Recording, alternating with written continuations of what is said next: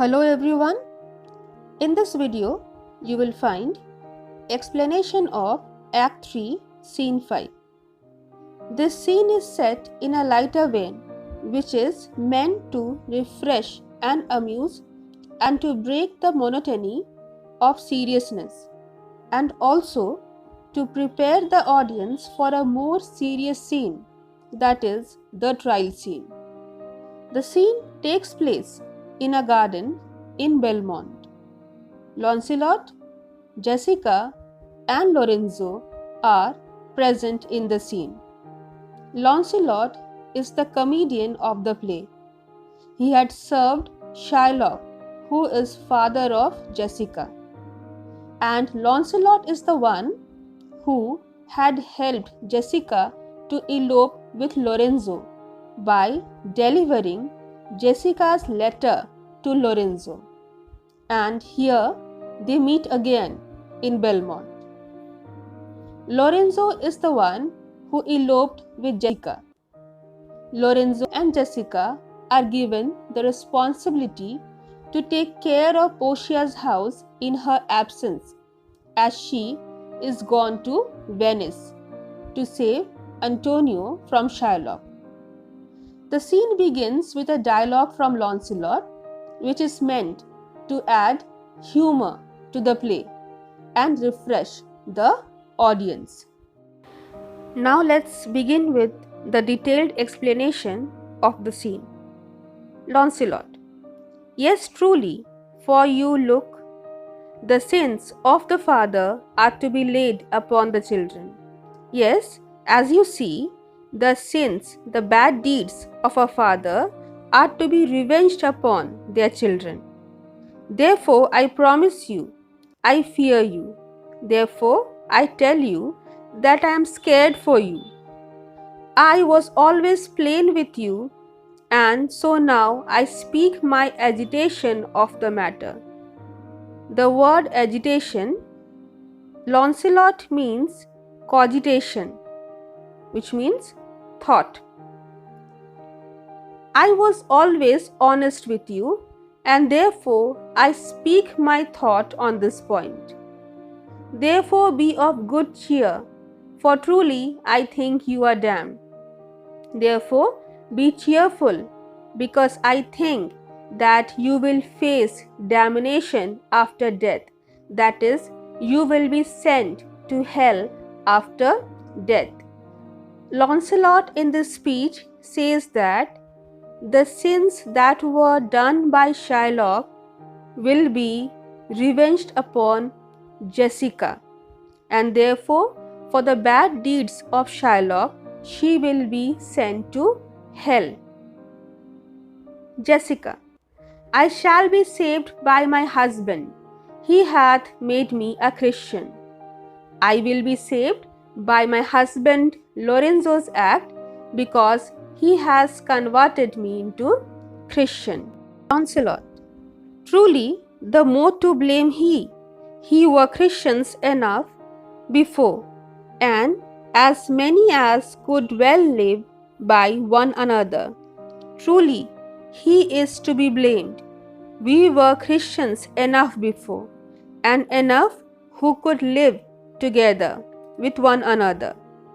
This making of Christians will raise the price of hogs, and converting more people to Christianity will raise the price of pork, as Christians are allowed to eat pork, which is forbidden to Jews.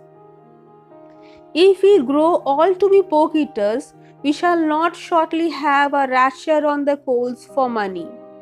And if everybody turns to eat pork, then soon we won't even have a thin slice of meat to cook on fire. Jessica: I will tell my husband Lancelot what you say. Here he comes.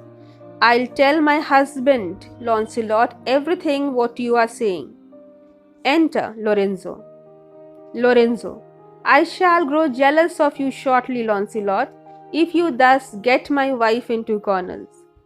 I will grow jealous of you, Lancelot, if you take my wife to corners and whisper to her. Jessica. Nay, you need not fear us, Lorenzo. Launcelot and I are out. No, you need not be scared of that, Lorenzo, because Launcelot and I have just quarrelled. He tells me flatly, there is no mercy for me in heaven, because I am a Jew's daughter. He tells me plainly that no mercy will be shown to me in heaven, because I am Shylock's daughter. And he says, you are no good member of the Commonwealth, for in converting Jews to Christian, you raise the price of pork. And he also says that you are not a good member of Christian community because you, by converting the Jews to Christian, you are raising the price of pork. Lorenzo. To Launcelot, go in, Sirrah, bid them prepare for dinner. Lorenzo instructs Launcelot to go inside and ask for the dinner to be prepared. Sirrah is a word which is used to address the servants. Launcelot. That is done, sir. They have all stomach. That is already done, sir, and they are very hungry. Here we find Launcelot playing with the words as he is the comedian of the play. Lorenzo wants to say, instruct Launcelot to prepare the dinner. And Launcelot says, people are all hungry and ready to eat. They are prepared to eat the dinner. Lorenzo. Goodly Lord, what a wit snapper are you, then bid them prepare dinner. Good Lord, what a comedian you are, then ask them to prepare the dinner. Launcelot. That is done too, sir, only cover is the word. That is also done, sir, the dinner is prepared, only cover is the word, only cover is left. The word cover is a pun, a figure of speech, which I have already mentioned in the earlier videos. Pun is a literary device or a figure of speech which has a double meaning. Here the word cover means to place the dishes on the table, and the second meaning is to put on the hat, that is cover the head. Lorenzo. Will you cover then, sir? Will you lay the food on the table? Launcelot. Not so, sir, neither. I know my duty. No, sir, I will not do that. I know my duty. Launcelot takes the second meaning of the word cover, that is to cover the head, put on hat. He says he knows his duty and he will not cover his head because inferiors, servants, were expected not to cover the head, put on the hat in presence of their master. Lorenzo. Yet more quarrelling with occasion. So there is more argument about necessities of language. Wilt thou show the whole wealth of thy wit in an instant?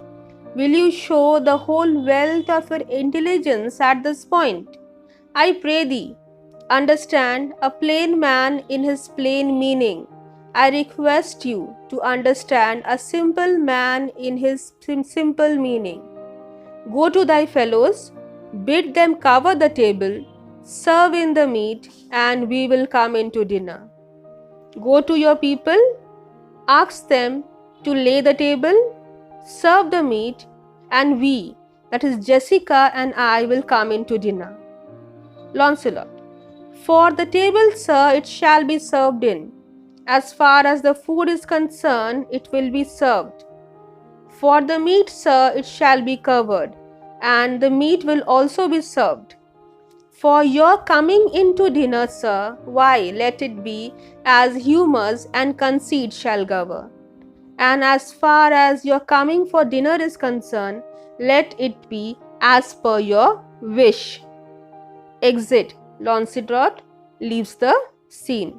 And now we have Lorenzo and Jessica alone present on the stage.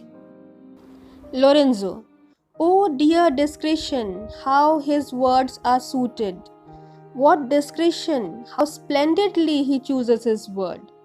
The fool hath planted in his memory an army of good words. This fool, Launcelot, he has collected in his memory a good collection of good words. And I do know a many fools that stand in better place, garnished like him, that for a tricksy word defy the matter.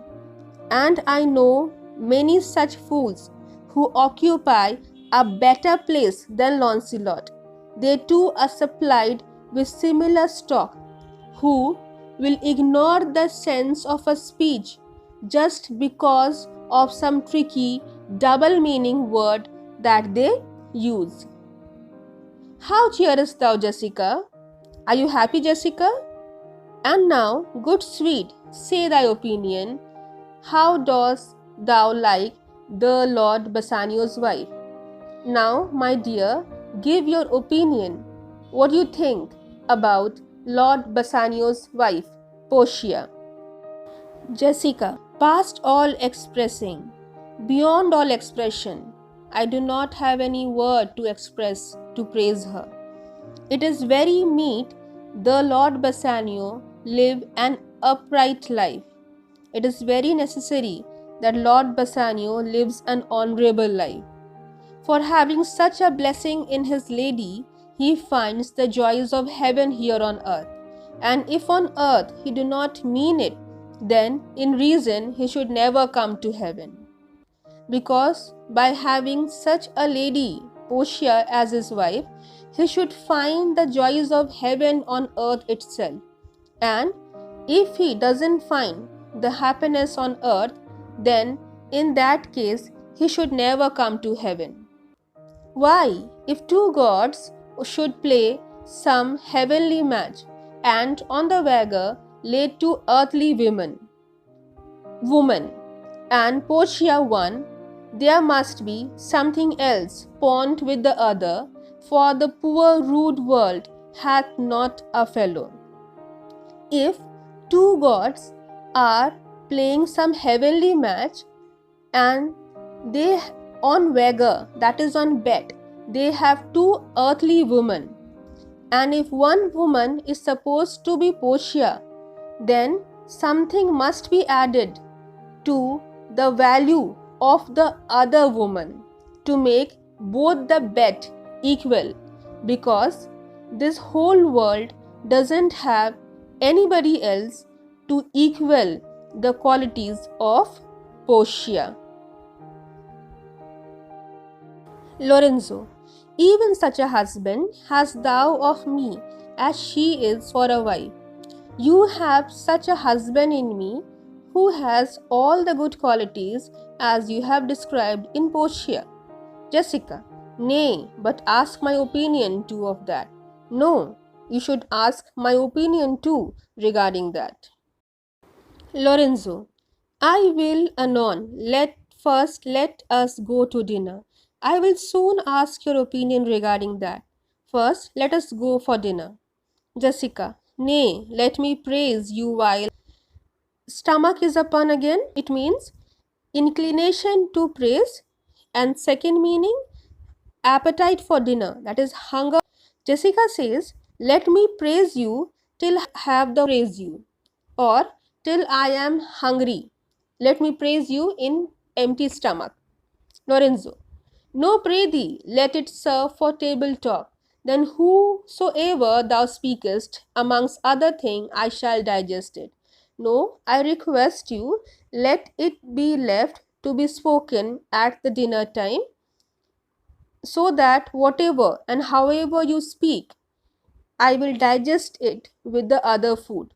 Lorenzo means to say that in case Jessica speaks bad about him, he will be able to digest that with the food that he eat. Jessica, well, I will set you forth. Well, I will praise your qualities at dinner time. I will put you in your right place. With this, they leave the stage, and we end with the explanation of Act 3, Scene 5. Thank you.